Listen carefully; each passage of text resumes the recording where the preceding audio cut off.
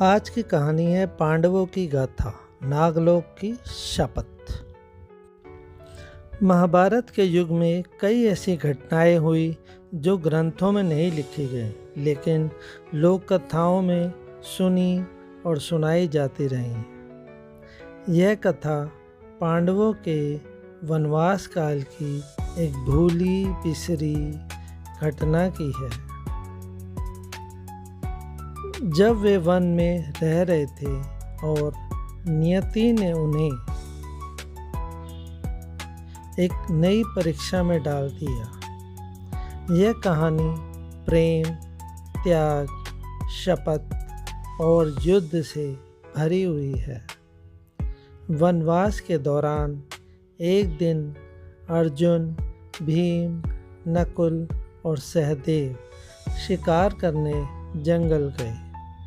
युधिष्ठिर ने उन्हें समझाया था कि वे किसी भी अनजान क्षेत्र में ना जाएं, लेकिन नियति को कुछ और ही मंजूर था। शिकार के दौरान अर्जुन ने एक अद्भुत हिरण देखा जो असाधारण रूप से तेज था। जब अर्जुन ने उस पर तीर चलाया तो वह हिरण अचानक अदृश्य हो गया। अर्जुन और भीम चकित रह गए, लेकिन तभी नकुल और सहदेव ने देखा कि सामने एक गहरी खाई थी और उसमें से हल्की नीली रोशनी आ रही थी। भीम ने गर्जना करते हुए कहा, यह कोई साधारण जंगल नहीं है, यहाँ कोई मायावी शक्ति है। सहदेव, जो भविष्य देखने की शक्ति रखते थे, बोले, यह नागलोक का प्रवेश है, यह द्वार है, हमें सावधान रहना चाहिए। लेकिन अर्जुन को जिज्ञासा थी। उन्होंने अपनी तलवार संभाली और नीचे उतरने लगे। भीम और नकुल भी उनके पीछे पीछे चले गए। जैसे ही वे नीचे पहुंचे, उनके सामने एक विशाल द्वार प्रकट हुआ, जिस पर नागों की आकृतियां बनी हुई थी। तभी वहां से एक तेज आवाज आई, तुमने नागलोक की सीमा पार की है। अब यहाँ से कोई भी जीवित वापस नहीं जाएगा। अचानक एक दिव्य कन्या प्रकट हुई। उसकी आंखें नीले प्रकाश से चमक रही थी और उसके काले लंबे बाल लहराते हुए सांपों की तरह प्रतीत हो रहे थे। वह नागराज वासुकी की पुत्री नाग कन्या उर्वशी थी। उसने अर्जुन की ओर देखा और बोली, कौन हो तुम जो हमारी सीमाओं में प्रवेश कर आए? अर्जुन ने झुककर प्रणाम किया, मैं अर्जुन हूँ, पांडवों में से एक। हम अनजाने में यहाँ आ गए हैं। हमारा कोई अनिष्ट करने का उद्देश्य नहीं था। उर्वशी ने कहा, तुम्हारा कोई अनिष्ट करने का उद्देश्य नहीं था, लेकिन तुमने हमारी सीमाओं का उल्लंघन किया है। अब तुम्हें नागलोक के राजा के समक्ष प्रस्तुत होना होगा। भीम क्रोधित हो गए, हम पांडव हैं, कोई साधारण मनुष्य नहीं। हम किसी के समक्ष झुकते नहीं। लेकिन अर्जुन ने शांत रहते हुए उर्वशी से विनम्रतापूर्वक पूछा, क्या कोई उपाय है जिससे हम यह दंड टाल सकें?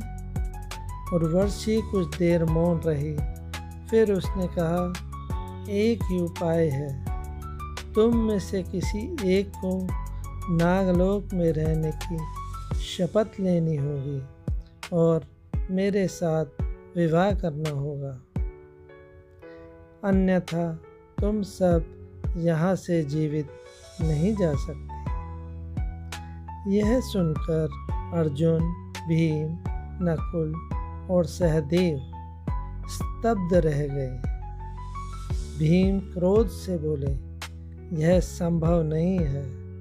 हम पहले ही वनवास झेल रहे हैं और अब यह दूसरा बंधन, यह अस्वीकार्य है। लेकिन अर्जुन ने सबको शांत करते हुए कहा, यदि हमारी मुक्ति का यही मार्ग है तो मैं तैयार हूँ। मैं नागलोक में रहने और उर्वशी से विवाह करने को तैयार हूँ। भीम ने विरोध किया, लेकिन अर्जुन ने कहा, यदि हम यहाँ युद्ध करेंगे तो अनगिनत नाग मारे जाएंगे और यह अधर्म होगा। मैं यहाँ रहकर भी धर्म का पालन कर सकता हूँ। उर्वशी के अर्जुन के इस त्याग को देखकर स्तब्ध रह गई। उसने कभी नहीं सोचा था कि कोई योद्धा अपने भाइयों के लिए इतना बड़ा त्याग कर सकता है। नागराज वासुकी ने यह सब सुना और प्रकट होकर बोले, अर्जुन, तुम्हारा त्याग असाधारण है, लेकिन मैं तुम्हें मुक्त करता हूँ, क्योंकि मैं देख सकता हूँ कि तुम सच्चे धर्म के मार्ग पर हो। उर्वशी को यह निर्णय स्वीकार नहीं था। उसने अपने पिता से कहा, यदि अर्जुन यहाँ नहीं रहेगा तो मैं भी नागलोक में नहीं रहूँगी। मैं धरती लोक पर जाकर अपना जीवन एक साधारण मनुष्य की भांति व्यतीत करूँगी।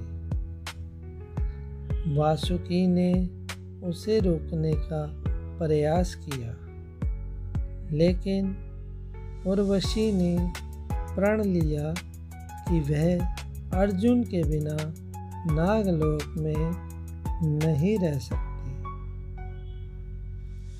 उसने पांडवों के साथ जाने का निश्चय किया। अर्जुन ने उसे समझाया, उर्वशी, तुम्हारा स्थान नागलोक में है। मैं तुम्हारी भावनाओं की कद्र करता हूँ, लेकिन हमारा संगम संभव नहीं। मेरा जीवन पहले ही एक कठिन युद्ध की ओर अग्रसर हो चुका है। उर्वशी ने आंसू बहाते हुए कहा, यदि हमारा संगम संभव नहीं तो मैं हमेशा तुम्हारी स्मृति में रहूंगी। मैं हिमालय की गुफाओं में जाकर तपस्या करूंगी और तुम्हारे नाम का जप करूंगी। अर्जुन ने नम्रता से कहा, उर्वशी, तुम्हारा प्रेम पवित्र है। मैं इसे सदा याद रखूंगा। यदि किसी जन्म में हमें पुनः मिलने का अवसर मिले तो मैं तुम्हारे प्रेम को स्वीकार करूंगा। उसके बाद उर्वशी हिमालय की ओर चली गई और वहाँ तपस्या में लीन हो गई।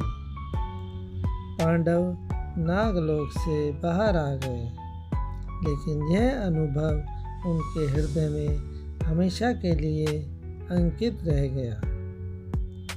अर्जुन ने अपने भाइयों के लिए त्याग किया, उर्वशी ने अपने प्रेम के लिए बलिदान दिया और अनंत धर्म की विजय हुई। सच्चा प्रेम किसी अधिकार की मांग नहीं करता, वह केवल त्याग और बलिदान का नाम है। धन्यवाद। यह कैसी लगी आपको? कृपया इस बारे में कमेंट में ज़रूर बताएं। Thank you for watching. Please like, share और सब्सक्राइब।